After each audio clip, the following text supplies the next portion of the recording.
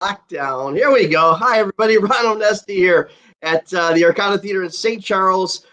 We call it Rock and Roll Heaven here right outside of Chicago. This week's edition, Artists on Lockdown, Hangin and Bangin. We've got some very special guests as we do every week. We bring rock and roll's most enormous stars. I got to tell you, especially the last few weeks, incredible. This is our 42nd, number 41 episode on Artists on Lockdown. And my co-host tonight, as every week, these are legends and icons. You know them from Black Sabbath, from Last in Line. I just love this guy. I do, Vinny. Vinny Appice, come on down. You know him from Dio. There he is. Appice. Appice. Appice. Hey, Ron, you must have a bad connection. You're really fuzzy. If you send me your coordinates, I'll beam you up. Well, you know what the issue here is? We had a huge, this weather here, we had it all set up, and a huge windstorm here in Chicago knocked down our thing. I can see it right outside the window here. So we're really struggling out here in Chicago, really bad. Like 60 mile an hour winds. It's been nuts the last 2 days over here. So we'll muddle through it this week. We're going to figure it out. But let's bring our big brother, you know him from Vanilla Fudge, of course, Carmine Appice. Let's see what color hair we have this week. There we go. I'm great. Gray hair. Gray hair. Gray hat. I got hair. I still got hair.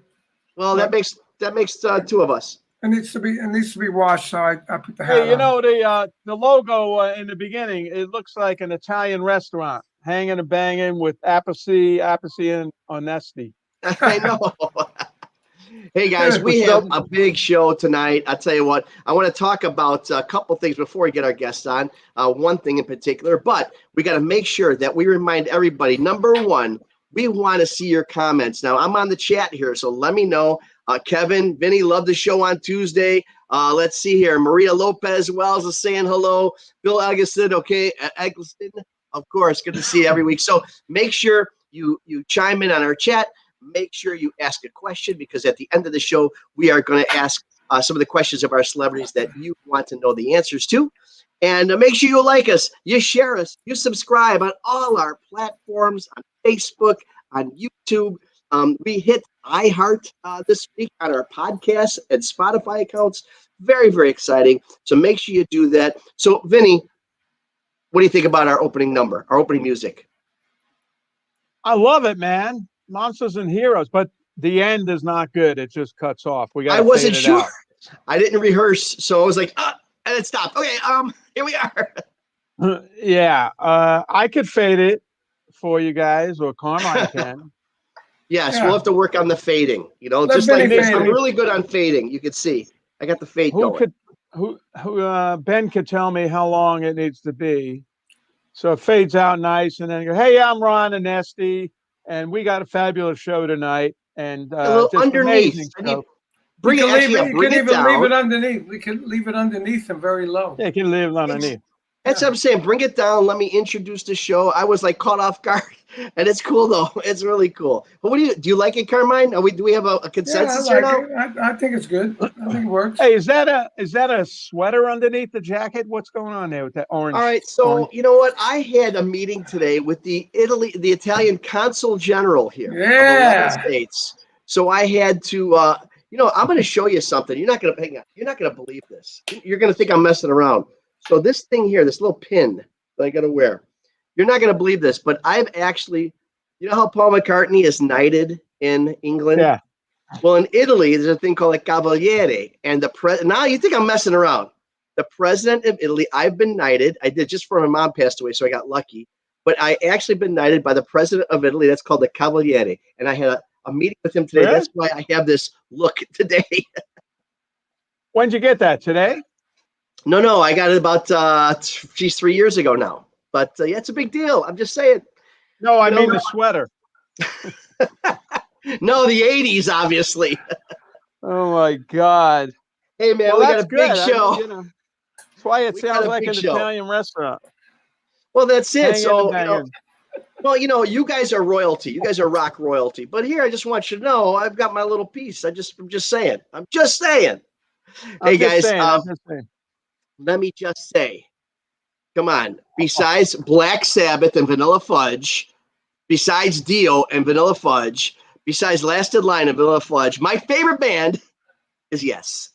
And tonight, we've got two superstars from that band.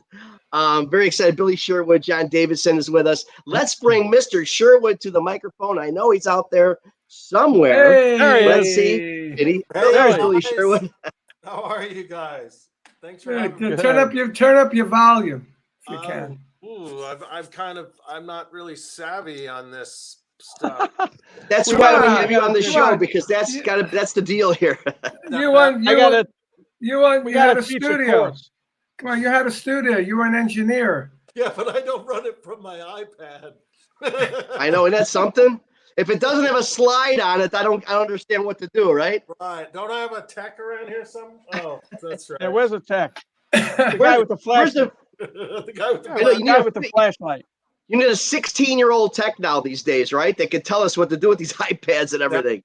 And remind me how to use it when I'm home and he's gone, you know? Right.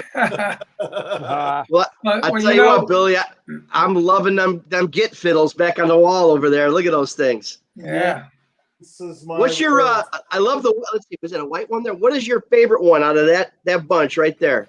Well, my personal favorite is I've endorsed Spectre for many years, and I have a Spectre bass here. I'll grab it real quick. Yeah, and it actually has these really beautiful inlays, which you see how these fish. Oh wow, yeah, nice. Right. Wow, that's pearl.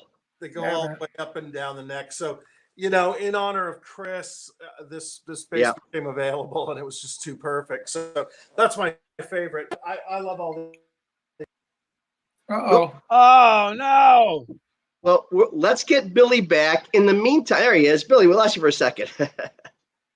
Hang on a minute. Hold on. You're back. Hey, Billy, I have in my corner there, I have a 61 Fender Precision. You're gone again. Billy? Ron? Hey, Ron, I have a 61 Fender Precision over there. And I now have a 1969 Ludwig snare drum right here that I just bought. What do you mean you now have? What do you mean you now have? Is that come out of storage? I just bought it. How much? So how do you, when you say, see that? When you say you just bought it, is that like that's cool. Look at that. Look at that muffler. Look at that. It's got a muffler and everything. What's the size? Is that 5 or 5? It's a 5 inch. Oh, it looks bigger. It sounds great. How do you buy stuff? I mean, is that something that somebody? I mean, a guy like you. I gotta say, it's the first drum I bought in about 20 years. Yeah, Carmine doesn't buy drums. I don't buy drums either. Yeah, so you steal them. I know. You guys are from Brooklyn. You steal them. No, so I went to the steal drums. You want to know how I got it or not? Wait. You steal drums and you leave them up on milk crates. What's left? He got it off the back of a truck. All right. Tell us, Henry Hill gave it to me. The Henry Hill. There you go, Henry Hill. No, seriously, I went to an event Saturday at a drum shop, and really? There you go, Billy. And I went upstairs and I saw that drum. I said, "Wow, that looks cool. How much is it?" So he told me the price. I took it off and I started playing it. And then I said, "Well, how much is it for me?" And he gave me a discount. So I bought it. I can't, like, if it were mine, I mean, I would love the story alone to say, yeah, I gave my snare to one of the most iconic drummers in history. No, I wasn't there. But he wasn't there. But I also got a beater, for the bass drum, a ball beater, which he did give me, But then I bought the snare drum. As long as you got the respect, my man. Wait a second. We have a Sherwood interloper that just ran by. Somebody just there. An intruder. I just saw a streaker. Can you hear me? Yeah, you're fine. Okay. Yeah. So I've got Jon Davison who was calling me to try to figure out how to get into our loop here, and he's on. Let's bring Jon on. No, he's not on. He's not on. Yes, no, he's not on. But he said, "Tell Ron I'm here." So I guess. Okay, you got it, Jon. Ben will get to you. He just texted me that you're here. He is here. Hey, guys. Hey. Yes. Hey, man. I've been trying to get in for like 10 minutes. He's got reverb, too. Hey, Jon, how you doing, dude? How you doing? Yeah, I'm doing good. How you doing, Carmine? I'm good. Good. All right, Hey, Vinny, what's up? Billy, Ron? How you doing? Good to see you, man. Yeah. Where are you? I love that view. Yeah, it's actually just a picture. I on know. the wall, but I'm in Barbados. You're in Barbados. Oh, yeah, nice. so it pretty much does look like that out my window, but Yeah. I'm in Florida. I'm in Florida. It looks like that too. okay. Isn't it amazing? You're in Barbados and you need a picture. Why don't you just put on the window? I can just imagine what's outside your window. A Barbados 7-Eleven? No, it's yeah. Well, it's 7:15 here right now, so it's dark. wow. Otherwise, I would have. Carmine, I was going to say, Carmine, I don't know if you remember, but around the Guitar Zeus time that, I was working with you on that record. Yeah. You were kind enough to give me one of your Pang cymbals, which I've actually really? have in my arsenal. Wow. Really Oh. great. I got great story. I always tell the story about you and me. And I was doing Guitar Zeus Japan, and we did it on 24 track. So I said to Billy, I said, well, look, I need to get all the mixes so I can do this in Japan. So he looked at the 24 tracks and said, well, do you want to take all those? Or you want to take this D88 and stick it in your pocket like this? Right. Wow. And I looked at it, I said, I think I'll take the D88. Right? Do you remember that? Yeah, it's funny because I get in interviews asked all the time, because of the engineering stuff. Do you think analog's coming back, and how do you feel? Do you feel nostalgic about it? I said, for all these records I do where I'm working with various artists and sending stuff all over the planet, nobody asks for a 24-track tape. Trust me when I tell you. Except me. Especially these days. Except for Carmine. Like the theme song that we just played, when we mixed it, we bounced it all to 24-track tapes. Yeah. After the mixes. Hey, Billy, you know that symbol Carmine gave you? Yeah. It's yours. He needs it back. He needs it back. Oh. Times are rough, man. Hey, do you Times have are it? tough. Do you have it handy? Do you have it handy? I'd like to see what it looks like. It's in my garage. I was going to ask Vinny now where I need a symbol from Vinny so I can kind of have my symmetry together and balance Yeah, out. there you go, Vinny. That's right. I'll send you one. Send me your address.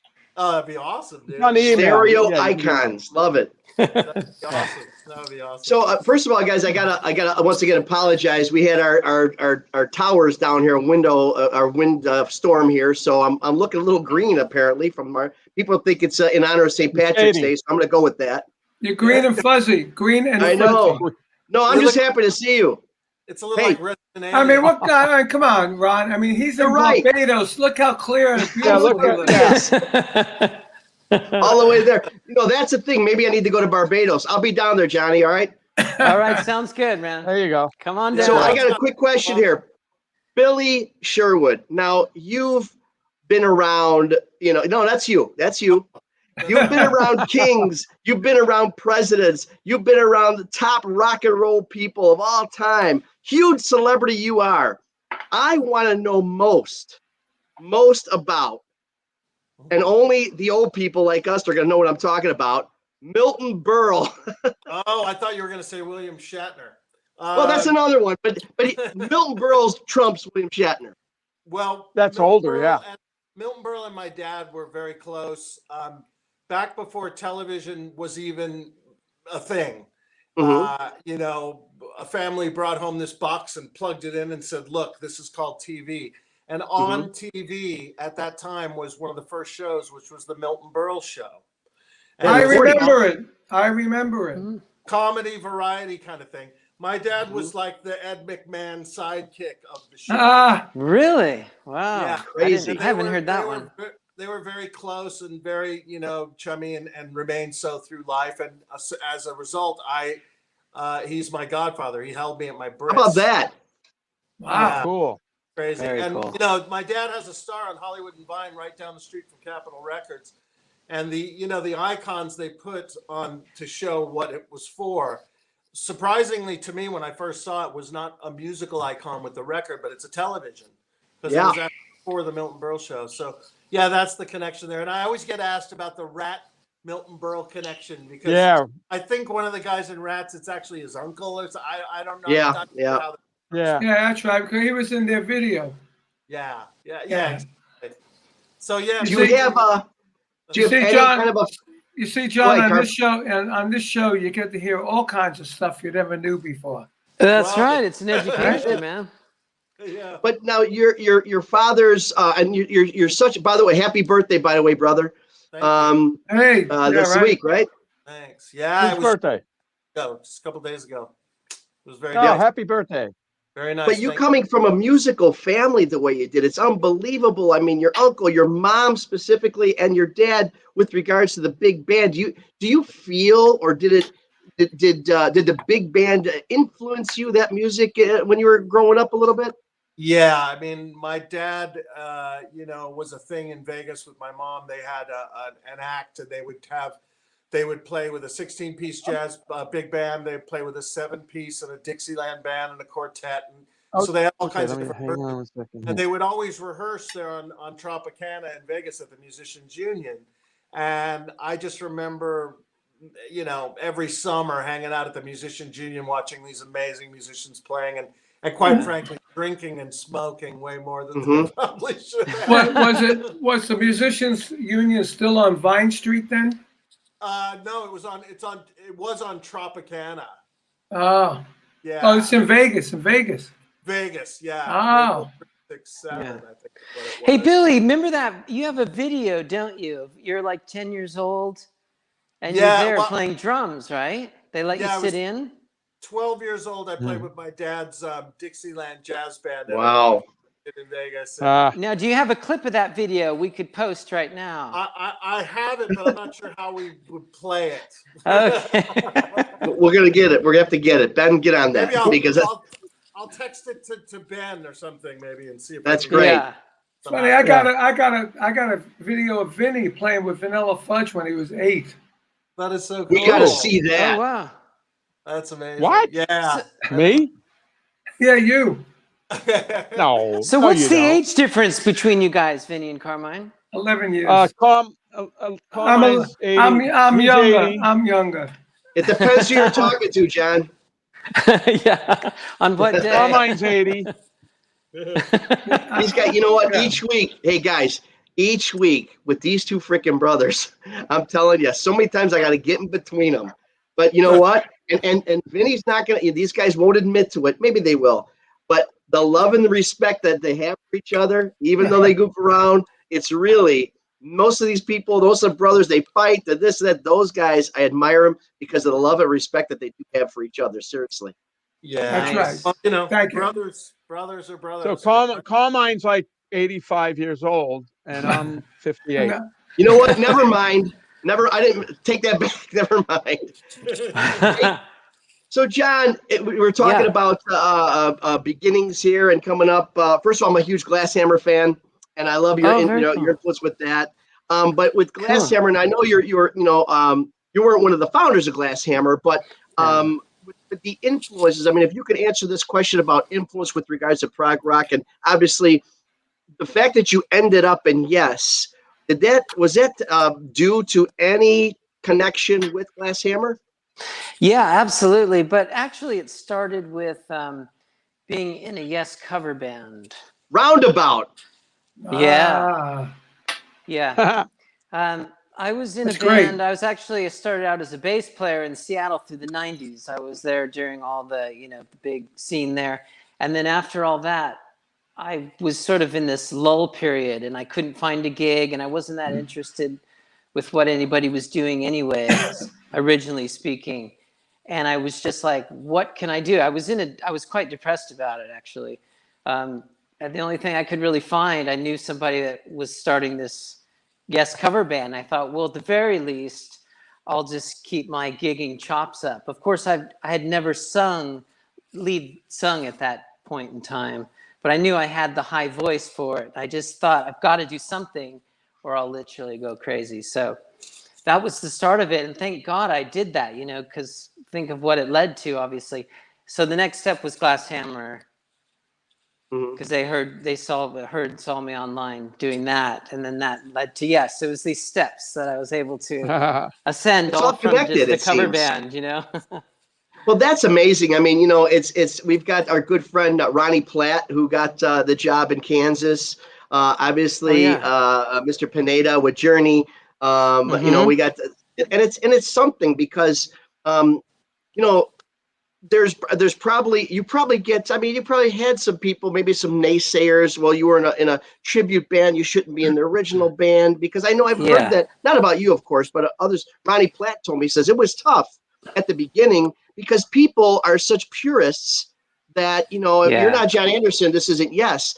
Is that something you had to battle at all? Oh yeah, definitely, and I still do to some extent, but I think having Glass Hammer in between the two helped a lot, because that gave me some more credibility in my own right as an artist. Well, I remember seeing you guys up in New Rochelle or whatever it was where I came to see you, and I was blown away by how good John sang Anderson stuff. You know, it was really awesome. Cool. Now, where was that? I was upstate, right up north of New York City. Westbury. Okay. Westchester. Westchester. Okay. Westchester, yeah. And we probably met that night. I mean, I know. That's when we met that night. Okay. Oh, it was you guys, Asia, Carl Palmer.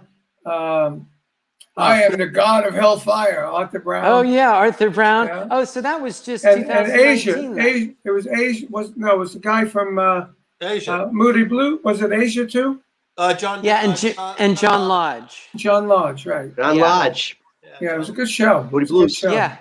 Now, Ron, I met you at the Arcada in November. Didn't I? Yeah, man.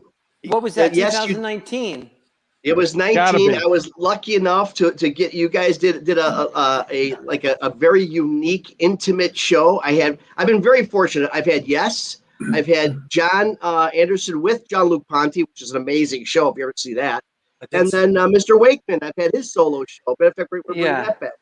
Great to see you with that, man.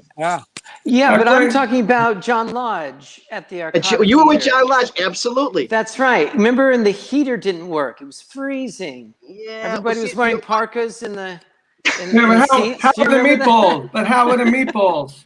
The meatballs are always great. But you're right. But I got to tell you, since then, you know, there's always kind of a little bit of a upside. So that the terrible thing about the pandemic, of course, all the downside. The slight upside, we've just completed a $3 million renovation of the Arcada Theater. Everything's brand new. Wow. HVAC, dressing rooms, restaurants. It's just amazing. So great. I think on a future show, you need to do a little tour of the Arcada. Yeah. Yes. I'll do that, because within about 2 weeks, you just won't recognize it. It's just amazing, you know. Oh, well, hey, I got a little surprise. Those dressing rooms were cool anyways. All the colorful dressing rooms down there. That's all changed, huh? Yeah, you have the drum room. The drum room. That was great. We're gonna rename it after you guys. Is that still there? Oh yeah, I got the drum. We got the drum room, the guitar room. We got the Bob Marley room. That's the Hangin' and Bangin' room now. We're gonna call it that. Believe me. Hey, speaking of Hangin' and Bangin', we have a little surprise. Billy, thank you for hooking us up. We have a little video footage here for you, Ben. Let's see what you got. I was 12. Okay, nice. Let's see it. Look at that.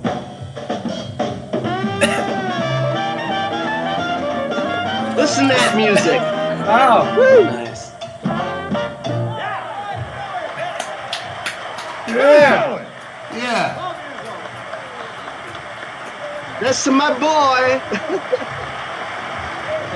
Well, bless your heart. Yeah, he's going to be all right. In fact, he's all right now. You got a future, kid. Hey, you had the same haircut, too. You have the same haircut. Yeah. I should have been playing. That was good. I should have been playing T-ball or something, but I was playing with my dad's band. I know. Hey, guys, I like the cowbell at the end. Right, it's typical Dixie band thing. Yeah, but boom. Yeah. Shades of Asia. Actually, you could use more cowbell there. Someone had to say it. Oh, okay. You see that picture? Did you see that picture that's shown up there? Now, Wow. I sent this because, first of all, I was asked if I wanted to send any pictures. And this tells a little bit history of how I grew up. That's Taylor Hawkins from Foo Fighters. We were childhood best friends. Wow. And that's really? a picture of us playing a gig in our crappy little cover band in high school. Yeah. That's interesting. How you're there with Taylor, and then years later, in 2015, you got a Foo concert going on, and all of a sudden, freaking Jon Davison joins them for Tom Sawyer. Yeah, that's right. Yeah. Right. Yeah, That's and cool. I sang with them in Dublin, I guess, in 2019. Also, I was just there with my girlfriend Emily, and we were on the side of the stage. You did Under Pressure. Yeah, we did Under Pressure, just on the spot. There were like 45,000 people there, the largest audience I've ever been in front of. And they just called me over right there. Nothing was planned or rehearsed. I knew most of the words. I mean, we all do, but it's funny when you actually have to sing something under pressure. Yeah. Don't mind the pun. It's hard to remember all those lyrics, but I think it went pretty well. Tremendous. Yeah. Hey, Billy and John, I want to say 2 words, and I want to get your knee jerk. No, it's a good one. I want to get your knee jerk response here. Chris Squire. Life changing would be my initial response. I mean, I met Chris, 30 plus years ago, and never imagined things would evolve into what they have. But we were very, very close, and we worked together musically. Excuse me, very closely. But and we're just really close friends, and he was an amazing guy, as John will tell you. I mean, he was funny as hell, and just. Great, a great player. What a so innovative. You don't hear about his sense of humor You don't hear about his sense of humor very often, though. Oh my! It's good to hear. That's the best part of what I thought of Chris. I mean, that's why we got along so well. I think was because we just laughed at the stupidest shit. You know what I mean? But it was actually a lot of fun. And when I was touring in the band before, because I'd been in the band in the '90s with Open Your Eyes on the Ladder, playing guitar on the other side of the stage. Chris and I would stand next to each other and just bullshit all night long, back and forth with each other. And the other guys in the band would be kind of concerned that we were up to something over there, which is why I thought Conspiracy is a perfect name for our side project. Bill, didn't Chris record some of those tribute albums for Cleopatra over your place? Yeah, he did a few. So I think I played on a track with him over there. Yeah, I'm sure over the many that we've done. He played on the Prague Collective, which was the last record he played on. And that's when I saw him. I went to Arizona and recorded him. And 6 weeks later, man, he was gone, So life is just shocking. How about you, John? Yeah.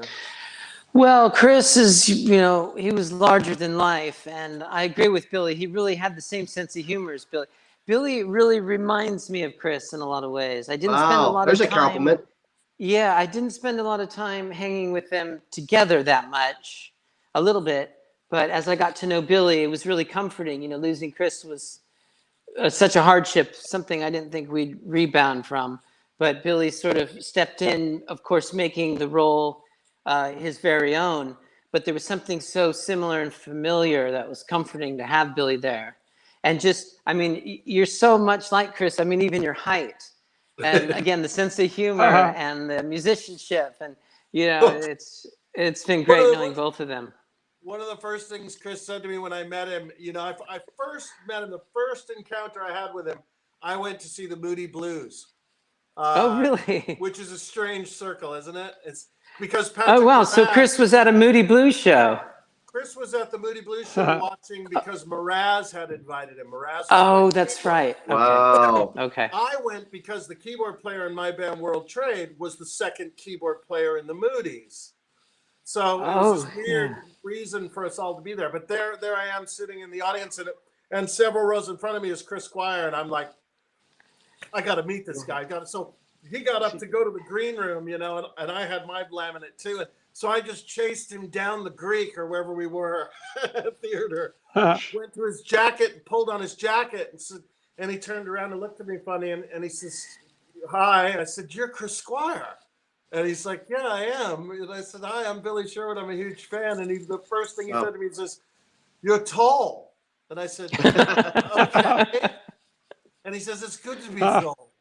Yeah. What the hell does that mean? You know? But, Yeah. and then we started chuckling right there, and we just never stopped from that point forward, man. We just goofed. Wow. You know? I've got some very funny stories that I can't really tell over the Zoom, but oh my God. In your book. The times we In had. your book. Yeah, the times we had. They were great. Good guy. And, you know, the thing is, as you were talking about, you know, to John about, you know, the naysayers and whatnot, for the most part, the fan base has been extremely, like, warm and inviting of this new version of Yes that we have here, you know. Yeah. But there is this fringe contingency that loves to have this go at, you know, no John, no Yes, no Chris, no Yes. And, you know, and I stay away from it online for the most part, but every now and then I can't help it but to take the bait and respond. But, you know, it annoys me when I see these guys are like, you know, no, without Chris, it should have stopped, when the reality is that's exactly what Chris did not want.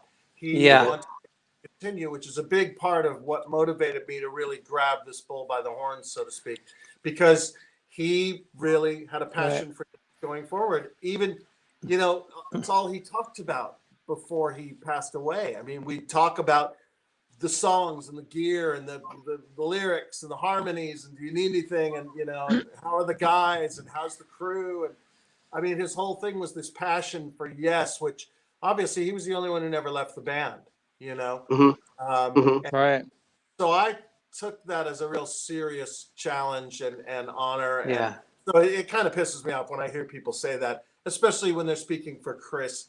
It's like, what the hell? You know, you're completely on the wrong side here. You're 180 the wrong direction. Yeah. You know what I mean? You would have wanted it, absolutely. Yeah. You know, you talk about the new incarnation, if you refer to it, Billy. 2012. You know, you joined the band, John, and you know, obviously, Jon Anderson's got a very unique, a very pronounced voice. Matter of fact, the first time, you know, when I first met him, you know, he said, you know, hello, and you know, it was the roundabout voice. I mean, there was no doubt that was the guy who sang Roundabout. Now, when you joined, and you know what I'm talking about, I know. But what kind of I don't know, was it what kind of pressure did you have? A little sound as something you obviously you're spot on anyway, but is it something that I gotta sound like this guy? I mean, how much of that was like in your head versus I'm doing my thing and then hopefully they like it, kind of a? Yeah, I mean, sometimes I hear myself and I think, wow, I do really sound like him, and I've picked up a lot of habits, good habits in his style that wasn't so intentional. I think I just thought, well, I'm going to go out and do my own thing. I've always strived to find that perfect balance between doing justice to the part, but making it my own. So just luckily, and that's the challenge. Works. Yeah, just what you say. That's the challenge. You know, doing exactly what you said, doing your part, but respecting what it was in the first place. Yeah, but see, his voice is up here. So, and I'm down here. I have a much lower speaking voice, and yet I'm singing the same high notes. So it's obviously more of a challenge for me, I think. I always thought that was sort of an interesting. I wasn't about to start walking around and meeting fans talking like this. Hello. That's funny. The thing about Yes, I think that for me has always been the most interesting, even before I joined the band, is how the different shapes of lineups have changed and evolved, and how the band continues to go forward. I mean, I have heard that this band is over since 1983, you know, before they figured it out and came back with the biggest record they've ever had, you know. So it's just a funny thing. It's like a, you know, it's on this trajectory that can't be stopped. And it's interesting, you know, to think about. I mean, I'm 6 years now having replaced Chris, which is quite amazing. Yeah. It feels like yesterday, but it's 6 years. And I mean, John was there longer. And Jon Anderson's been out of the band for 16, 17 years. Really? God. Yeah, I mean, time marches on. Who's playing drums? Who's playing drums? That was Jay Schiller. Alan White. Oh, Jay. Okay. And Alan. Alan plays some songs, but Jay plays. Yeah. Yeah, Jay Shellen, who is a ally of mine forever, and actually played with Tony Kaye and other bands, and he played in Conspiracy with me and Chris. He's it's between him and Alan, they divvy it up and get the job done quite nicely.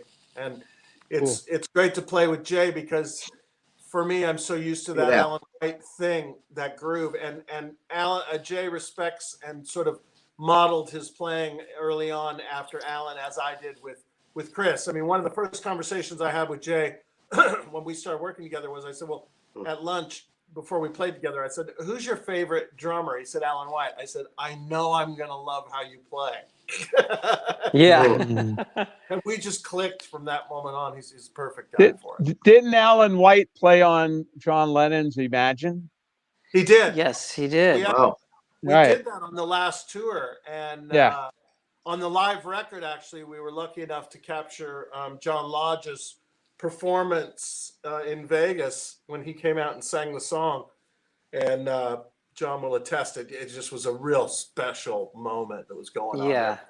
Between Alan's thing and having John there, it was incredible. I think you guys did that night. Yeah, that's what I was saying. I remember that. Yeah.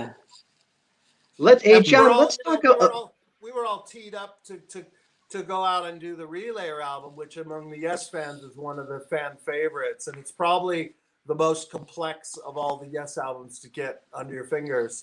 And I had rehearsed at home for a good 6 weeks, just shedding to the record, getting every note just perfect, and had it all together, and it was in here. And then COVID kicks into gear, and it's like there's nowhere to go. Boom! I know. So not only is that frustrating as hell, but the idea that I gotta, because it's all gone now. I gotta go back. You gotta relearn it now. Oh my God, I had it. What the hell, Yeah. So, can't wait for that because this is absolutely going on. We all are dying. We all are dying. You got? Have you either one of you guys been told about any tour dates coming up yet? Not so much right now. It's like anything. I think as soon as you see your Journeys, U2's, Coldplay's, Carmine, Vinny, when everybody's out there, we'll all be out there. I think once the key is turned, it's going to look like a Black Friday at Walmart. You know what I mean? Yeah, it's going to be crazy. It's going to be crazy. Yeah, it's going to be. I think I can only play for 45 minutes now. I can't do 90 minutes. Somebody asked me that in an interview yesterday. They said, "You think you'd be able to still play an hour and a half show?" I said, "I don't know. I haven't played an hour and a half show since last February." Yep. Well, the way you play, Vinny, the way you bang those things, I can't imagine you doing more than 45. I haven't seen anybody hit as hard as you in a long time, man. Just keep pissing me off. I'll play all 90 minutes like that. So you're inviting me to every show. Is that what you're saying? Yeah, and piss me off on the side of the stage, and I'll play like that. Yeah, he'll get you on FaceTime. Yes, he will. Yeah. Hey, John, let's talk a little bit about Asia and those legends. You joined this situation and walking into that. I mean, how much? How much was that? How difficult or easy was that? I'm sure you mean Billy, because I haven't joined that band yet. John, I'm sorry, Billy. I'm sorry. Come on, Ron. What the hell? I know. It's that. I'm looking. Here's the thing. Here's you know what I'm thinking? Sweater. No, before we go, you know what I'm thinking? I'm like, look at that freaking hair that guy's got. I'm like, look at this. And look at that. And I was staring at his hair, and I'm like, John, yeah, you were in you were in Zeppelin, weren't you? Yeah.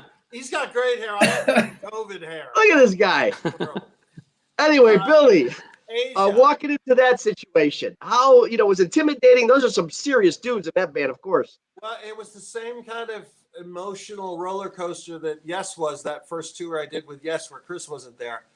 Wetton, I had produced his last solo album called Raised in Captivity, and we became friendly. And out of the blue, I got a call from the guys, we want you to come do this tour because, John's not going to be able to make it, and he wants you to do it. And I thought, oh my God, that's an incredible honor. It's also incredibly sad. And so it was a full range of emotions, but you know, I did the best I could going out there on a moment's notice. And we opened up for 45 shows for Journey, which was incredible. And quite frankly, that was the first time that I had been a lead singer in front of, you know, 15,000 a night. And there was a part of me that was like, holy shit, am I really going to go out there and do this? You know what I mean? But just kind of fearlessly went for it, and it worked out quite well. And it was really, you know, an amazing experience to be able to do that for Jon, but also to play with another drummer hero of mine, Carl Palmer. You know, are you up for the challenge, Billy? When I was a kid growing up, you know, playing drums when I was a kid, like you were showed that clip. In my mind, when I was home playing to those records, I was on stage with the LP playing Brain Salad Surgery and go close to the edge. And so to finally be able to actually work with these guys on that level was amazing. Hey, and Billy, wasn't that Carl's thing? Are you up for the challenge? What was that thing he used to say? That was his thing, right? Up for the challenge.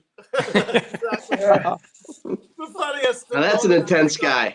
We had such a great time on that tour too. The guys in Journey were incredibly kind and made sure we were comfortable, and it was amazing. And then the next tour with Asia was, you know, the band kind of was thinking that there might be someone whose voice was a little more in that genre of Wetton's. I mean, I sound like I sound, and which isn't necessarily like Wetton. I mean, people seem to think I sound more like a hybrid of Gabriel and John Anderson than I do John Wetton. So Ron Bumblefoot, right? Ron Ball was brought in, and he just kicked butt and is a super nice guy. Incredible musician. His guitar chops are off the chain. It's ridiculous. Yeah, right. And so that was the tour. You saw mine. It was quite good. You know, Billy, we just did we released a Guitar Zeus, and we got Ron on a track that was never released. It's still on 24 track. We digital it over, you know, and he's been on this show, and he also played on mine and Vinny's album on a couple of tracks. He's incredible. Amazing guy. Such a nice guy. You know? Yeah. You would think he's a nice person. He really is. But there's none. You know, he's just a total musician down to earth, which is kind of the cool thing about the Yes community and the Asia community. It's like we're just all musicians who just want to do the best we can. You know, none of us are walking around like rock stars. You know what I mean? It's just all about the music. You know what I mean? It's cool. It's cool. We've got a couple questions from our audience. By the way, everybody, right now, we got so many people on. This is a big success tonight. We're always having a good time with it. Make sure you guys like it. Make sure you guys share it. Make sure you guys tell everybody you know about Artists on Lockdown. And if you got any questions, I'm on the chat right now. Hanging and banging. I got a question for you guys. Tell me about the Arc of Life project. This is from Gwen, one of our loyal listeners and readers and viewers. Well, all right. Well, we're really excited about this album that's finally come out. It's been several years in the making. After Billy joined the band, we immediately became friends and hanging, you know, off stage on tour. And we just wanted to create music. You know, we started just bouncing ideas off one another. You know, we had so much in common in what we wanted to achieve. So we just started writing, and I think what was that first year? Was it like 2017 on the tour bus, Billy? Yeah. That we started. Yeah, 2017. Yeah. And we started recording any opportunity we could. I think even backstage between, you know, band sound checks, we would be in our dressing room. I think there's probably a few beverage refrigerator hums on some of those recordings. Yes, there's so the studio you used to have. There's a good picture. There's a photo shoot we did not long ago. Yeah. I sent this one in. And Arc of Life kind of came out of the songwriting and then evolved into a band, you know, concept, because the songs felt like they needed that kind of trajectory and that support. Yeah. So that's where the idea came in of, like, you know, Jay being the obvious choice for drums, and Jimmy Hahn, who's a fantastic guitar player and was in Logic with me on my first record that the guys at Toto produced, and He's also in Circa. He played in Conspiracy. He's on the Yes Union album. You know, he's kind of one of those de facto sort of members, if you will. Hell of a player. Yeah. Incredible guitar player, super nice guy. And then Dave Kersner on keyboards. Dave's got his own career in his own right, and he's got his band Sound of Contact. And, you know, we've been threatening to work together forever. And I kind of said to John, what do you think about Dave? And so these things just all took shape. And before you knew it, we had it. And it took about 2 years to create. And then right around the time COVID kicked in was like when we were about to start looking at album covers and artwork and starting to think, okay, here we go. And we got a little derailed by that. But the timing of this now seems to be okay because I think we're coming out of the COVID storm. And most likely Arc of Life will probably be able to do shows before Yes, because the smaller venues are going to become available first, you know, and big theaters and arenas, they're going to have to figure out how to do. Sure. So I think the timing is accidentally going to work out too, you know. So it's, is there a single? Is there one kind of focus on this?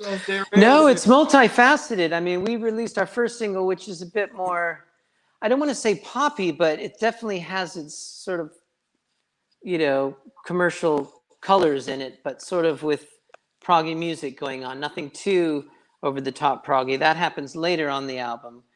So it's more of a straightforward song, but it's really varied, wouldn't you say, Billy?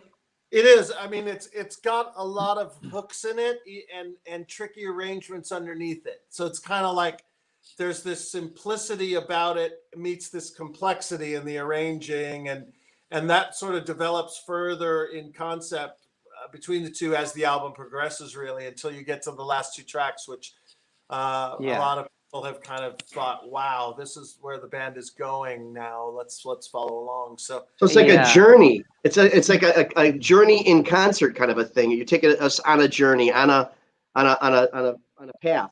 It's like an evolution, if you will. An evolution. It's almost like looking at a band making 3 records in the first one. Wow. You know? Usually, Andy, one of our guys, one of our viewers. Andy is asking, do you think, is there any talk about Yes and Asia on tour together? I think there's always talk about it. It's just about strategically planning it so it doesn't become redundant. You know, you always want to mix it up each year. But that's something that can always happen. Absolutely. I would love that. Hey, Carmine, we have a question for you, my man, because here in Chicago, I don't know, nationally, look, was that vodka, freaking John? Oh, man, you caught me. I'm sorry. It looked like a Svedka or something. I got Sorry, some vodka too. Oh, heavy on. Cheers. Well, yours looks like water. That looked like a Svedka bottle. Anyway, you're in the wrong square. You need to come over to my square here. Hell yeah. Hey, Carmine, so they've got, they're starting to bring back, at least in Chicago, I don't know nationally, with some of these, we have a thing called Me TV here. And Jim wants to know, because on our Me TV, where they're bringing back classic TV shows, they're bringing back Ed Sullivan. Do you think the Vanilla Fudge episode will be on that? Probably, because it was on all the best of, you know. I had DVDs. Sorry to interrupt, but I had a DVD collection, and that was on there. And I just have to say, Carmine, that was one of the most impressive displays of drum showmanship on that entire show, bar none. Oh, thank you. Your performance on that song with Vanilla Fudge, mind blowing. I showed him all that stuff. I'm sure you did. Well, you were number one. Vinny was 8 or 9 at that time. I watched it live, and I was probably more nervous than Carmine was. Really? The worst part about it was you rehearsed for all week for the show, and then Ed Sullivan would come in and meet you. Hello, how are you? Blah blah blah. And then we're going down, and we're all dressed up in the English outfits that we bought in England. And we're coming down the elevator. And those days they had the elevator operators. There's a black guy, and we said to him, "Hey man, how many people watch this show?" And he goes, "Oh, about 50 million." And my stomach went like. Yeah. I got so nervous. Where's the bathroom? Until I want to know. until I went onto the stage. Until I went onto the stage, I started actually playing. Then it went away. But that was so nerve-wracking. Wow, I bet. How about you, Vinny? About 15 million. How about you, Vinny, at home? What was home like? Was mom and dad sitting there? Were your aunts there? Or your neighbors there to see your big brother? Oh yeah, I don't know about the aunts, but the whole, the immediate family, and then there was friends, everybody. So when you got home, Carmine, you're walking down the street like, hey. The next day we sold 100,000 singles or something crazy. I'm sure. Where was that filmed? In New York? Is that in New York somewhere? Yeah, New York. The Sullivan Theater. Which turned into the Dave Letterman. Dave Letterman. Yeah. Wow. Where I played in 1994 was the first Yes tour I did, and I was brought on like a multi-instrumentalist guy who'd play keys and guitar and whatnot, and we did this track, and Yes set up, and they put me because they didn't want me to be seen with the band, I guess, I don't know, but they put me over with the Paul Schaefer band, so it looks like if you watch the video. To my eyes, I think it's kind of funny. You see Yes, and then they pan over to the Schaefer band, and it looks like Billy Sherwood's Paul Schaefer band. Actually, we have Paul Schaefer on, I think, next week, isn't it? Yeah. Oh, yeah, cool. You got to remind Good guy. Kidding. But Paul played on a record that I produced in '93, which was Grammy-nominated record. It was a good record. I had produced Paul Rogers' tribute to Muddy Waters. Oh, great. And Schaefer did some keys on there too. Cool. Yeah. But Carmine, back to that performance, you even had that kick drum from hell back then. Oh yeah, I had the 26 by 15 big giant kick drums, the biggest one in rock. And I bought it for $5 in a pawn shop. That's PAWN. PAWN. Was there anything in it? Paper, newspaper. Ripped up newspaper, just to bring it down a little bit. And it had the. I learned that from Dino Danelli from the Rascals. He said, "Oh yeah, the newspaper takes down all the harmonics you don't want in the bass drum, but it doesn't muffle it. You know, and you have a front head on it. We had a front head on it, and that's the best bass drum sound that you can get is with the front head. Oh yeah, and I love your stuff in BBA too. I have to say. Yeah, BBA was awesome, and I sang and played, and I did the singing and playing. Yeah. Unlike Vinny, that never sings, I sang lead on many. So there's one. I run out of air. Yeah, there's one thing on YouTube called Morning Dew with BBA, and it starts off in like 4/4, then it goes into the 6/8 jam, and I looked at it, and I'm singing my ass off. I said, "Oh my God!" And really high and ballsy, and I'm playing my ass off. I said, "How the hell am I doing that?" You know. But Bogart sang too, didn't he? Yeah, Bogart sang Superstition. Yeah. Tim sang all the really high stuff in Vanilla Fudge. Oh, okay. Cactus and BBA. I'm always amazed too. I'm always amazed too how your drums were mixed on that album. Because your kick drum was like way over pan. It's on the right. Your snare was like way on the opposite side. You were like spread across the spectrum, but somehow it really worked. Yeah, we did this. We did the kick drum, the snare like left center, and then the left bass drum was on the left side. Hi-hat was on the left, and the toms was split. So it's really true stereo. Today they don't do true stereo anymore. Wow. No. Interesting. No, you got the drums down the middle. The drums are down the middle. You can put the toms left and right, but I mean, it's not really stereo. And the room is almost mono. Right. It's almost mono. Big mono. Yeah. Mono. You Keep Hanging On recording was done in a one-take mono. Everything at once. Wow. I always say that 7.5 minutes to change my life. Wow. Carmine, didn't you play on People Get Ready with Jeff Beck and Rod Stewart? Yeah, well, I did. That's my voice. They emulated my voice on the emulator, and the drum pattern. I programmed that drum pattern on a drum machine over Dwayne Hitchings' house. Okay. Jeff was staying with me, hanging out with me for a couple of weeks in my house. I just got divorced, and he was, he never had a girlfriend. Or he broke up with his girlfriend. Came over and hung out with me, And they said, where can we do some music? I said, let's go to Dwayne's house. He had a little studio, so we put that together. Yeah. And then he said, wow, it sounds like People Get Ready. I said, yeah, you're right. I started singing it because I sang it with the Fudge, you know. And I started singing it. And then Jeff said, why don't we try and get Rod on it? And I said, good idea. Cool. So we called Rod up, and he was eating at Dan Tanner's, you know, Dan Tanner's, next to the Troubadour. Yeah. And we went down there with the cassette. Rod was coming out, and we said, hey, you got to listen to this. A week later, we were in the record plant studios with Ricky Delina, Vinny. Ricky Delina grew up with my brother, Vinny. He was an engineer. And I had the earphones on. I had Rod over there and Jeff over here. And I was telling Rod where to sing, and Jeff played. And Jeff did a few, you know, about 3 tracks. And then they went to the pub, and they left me, Ricky, Dwayne to do some combines and stuff. But then when it came out, we never got any credit, you know? Wow. Oh, wow. Yeah. Welcome to the music business. Yeah. I gotta say, Carmine, with all the incarnations of your bands, I was fortunate, like a few of us out there, to host the Platinum Rock All-Stars. Yeah. And Billy Eggleston brought that up. When you did Groovin' with Gene Cornish, man, that was talk about back in the day rock and roll, man. We loved it. And I know they were such a big influence on you, those Rascals. They were. And then 2018, I replaced Dino in the Rascals. We did like, I don't know, 15 shows, and then and Gene collapsed on stage, and actually he died.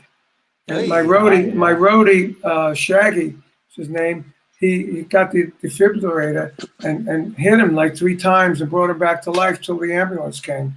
Oh my! I didn't know you were part of that band. Huh? I didn't know you were part of that band like that. Yeah, you know, I never heard that. Yeah. We toured in 2018. We did a lot of cool shows. We did a show with Ronnie from the Ronettes, you know. Be My Baby. That's where I got my vibrato from. Be my little baby, you know. Nice. I used to love that, man. I saw her at the Brooklyn Paramount, and one of those Alan Freed or somebody's show, Alan Freed, Clay Cole, I don't know. And the Ronettes had they had mini skirts on. I remember they turned around their butts to the audience, and the 3 of them shook, and the whole audience went crazy, you know. Baby. I know. Oh, they were awesome with that. You know? Wow. Did you do the Eddie Money part on the Ronnie Spector song? I didn't. Did it live? I didn't. I thought no, but that was. But her. I think when we do Drum Wars with both you brothers on stage, I think the whole turning to the audience with the butt shaking, I think that should be part of it. I really do. I wanted to always do that. He didn't want to do it. I'm up. I told him he better lose some weight first. Oh my God. So tell us about this. Go ahead, please. Sorry, I didn't mean to interrupt you, Ron. I was just tell us about this dual drumming thing you guys do, because I'm actually not aware of that. Drum incredible. Wars. It's really, really fun. We do a little bit of each of our songs, like we open up with Mob Rules, then we'll do like what's the second song, Vin? I don't even remember. You know? No, we do everything. We do you think I'm sexy? Drum Wars. Yeah, Drum Wars is the second song. We do you think I'm sexy? Bark at the Moon. We Rock. Great. Sabbath. We do it all. And we do songs from our album. I've got it's really, really cool. Really there's cool. a lot of comedy in it, and it's loose and anything. Yeah, we have fun with the audience. Very high energy. You know, you see that picture? You see that picture? There's a snare drum in front of the bass drum, right? Put that picture. You see that snare drum in front of the bass drum? Yeah, I put that on like a guitar, and I play the snares with a pick. You know? Oh wow! And it creates this really wild sound. Like a brush almost. Yeah. Like Vinny does the groove, and I play that. We solo. We take 4s with that, and then Vinny does a solo after that, and. We have a good time. We really have a good time. We play all the hits. That's amazing. If you think about Black Sabbath, Dio, Fudge, Rod Stewart, Jeff Beck. I mean, come on, look at that. That's our new setup. We can fit that in the station wagon, and we can go anywhere. With Perfect. I let him use my drum kit. There. Yeah, we throw sticks back and forth. There's the sticks in midair. Wow. Yeah. No, I tell you what, being on my side of the world with what I do, that is one of the most amazing shows to bring to a venue. It really, really is. Oh, I'm sure. That's Vinny, fun. I It just really got to is. tell you, Different. Vinny, I got to tell you, I showed that picture earlier of me and Taylor. So a few years Yeah. ago, I just went on tour with Foo Fighters just to hang, right? So they play these 3-hour shows, and Taylor's drumming is just monstrous. But he would actually listen to Holy Diver on the tour bus after a gig to wind down, believe it or not. Wow. Oh, really? And and I confess, somehow I missed the Dio train the first time around, but we would hang and listen to that. And I mean, like, stand up and shout, that drumming on there. Oh, He would yeah, play it's that. Dave and Taylor would play that to me and just say, how does he do it? I mean, and they turned me on to your drumming. It's really And fun. it's We just do amazing. that. Every time I see them, they say, "How'd you do that opening fill? What is that?" Dave and Taylor. Yeah. And when we do our show, we both play that song. Oh, Yeah. wow. And it's unbelievably powerful. And we take Hey, Ben, fours. put that picture up again of Taylor and John. No, the other one. There you That go. one, yeah. Now, Ron, is that your sweater in the bass drum? Oh my God, this guy! You see how he busts my What is that? freaking onions? That's a And you know what? I was gonna say something about that. That's the worst thing you could do is put a pillow on your bass drum. Yeah. Pillows are I'll for tell Ben. Taylor you said that. He was probably 17 at the time. Yeah, I mean, Yeah. we used to go to studio and then listen, an engineer would say, "Well, we got to pad up the bass drum." I go, "Why do that? Let me just play the couch." You know what? I heard the My Pillow works well, but the Giza Dream Sheets work even better. So. Oh my God! No, actually, the Sunday LA Times works the best. Unless you're a Democrat, apparently. I don't know. That's not a pillow; it's a sweater. Yeah.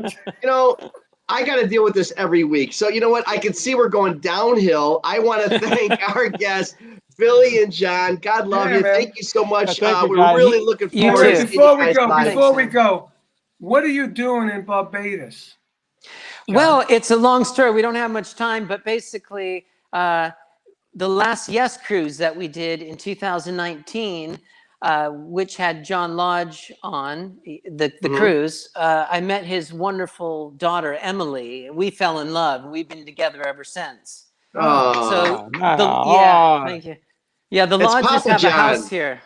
Huh? It's the Papa Lodges John. have a house. Oh, nice. Yeah. Yeah, So the good. Lodges have a house here, and we're all here right now, the four of us. Oh, great. Cool. Tell John we said hi. please. Oh, I we're definitely looking forward- will. And We're looking forward to having you guys back in Chicago for sure. Cool. Yeah, we'll be there. Thanks, guys. we have great a house talking in to all of you. we have a house in St. Martin, which is similar to that. Oh, yeah, good. Yeah, So you and, know what it's all about. That's I have a beautiful. house in St. Charles. Big deal. Hey. I'm in Thank you Van Nuys, guys. man. Hey everybody! I Thank got to you, guys. remind Thank you, everybody. guys. Really, everybody, thanks, John. please Thanks, like, bro. please Yeah, like us. thanks. Please share us. Check out our podcast. We're now on Apple, on Everything. iHeart rather, on Apple and our Spotify platforms. We're just it's Who's on next blowing week? up. Next week, Who's on? Eddie Trunk and Paul Schaefer, I think. it's Cool. going to be an unbelievable. And those two, you know what? They get mixed up for each other a lot. Yeah, Apparently, I don't know. right. Tell Eddie I said hello. Great week, guys. We'll see you every week Thursday nights right here. Hanging and Yeah, banging. Yeah. Thanks, guys. Thank you, Thank Billy. you. See you guys. Bye-bye. See All ya. right.